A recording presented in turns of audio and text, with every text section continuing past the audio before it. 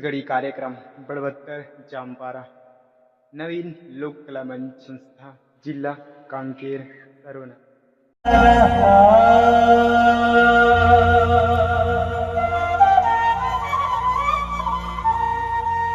हम मिलेंगे हर मोड़ पर,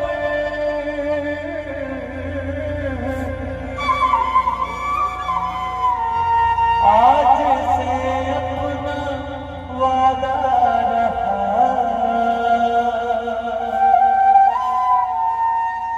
हम मिलेंगे हर मोड़ पर,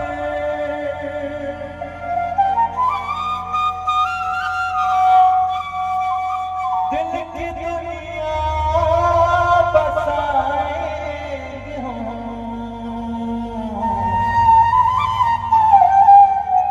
गम की दुनिया का घर छोड़ के,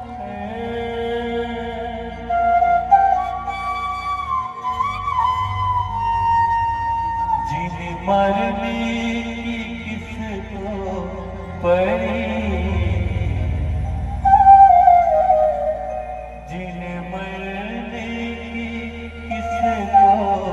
पड़ी, प्यार करने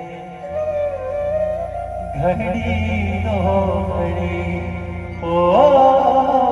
जिंदगी ना टूटे लड़ी, प्यार करने घड़ी दो घड़ी।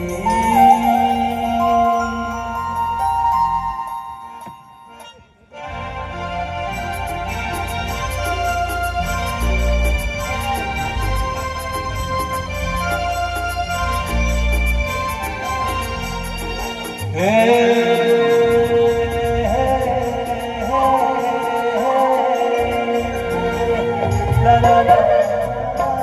la la la la la la,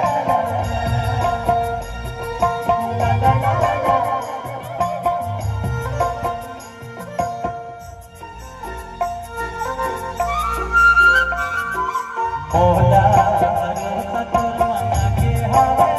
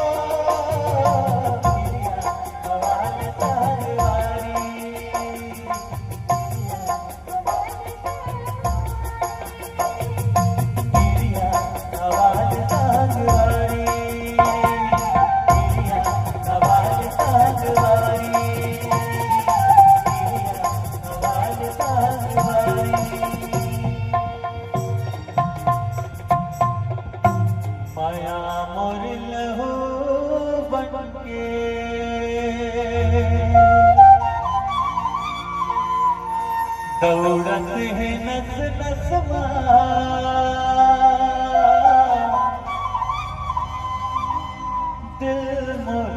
दीवाना बहे नहीं मोर बसमा मन कही थे कले चुप तोला हृदय मां छुपा ले कोनो दे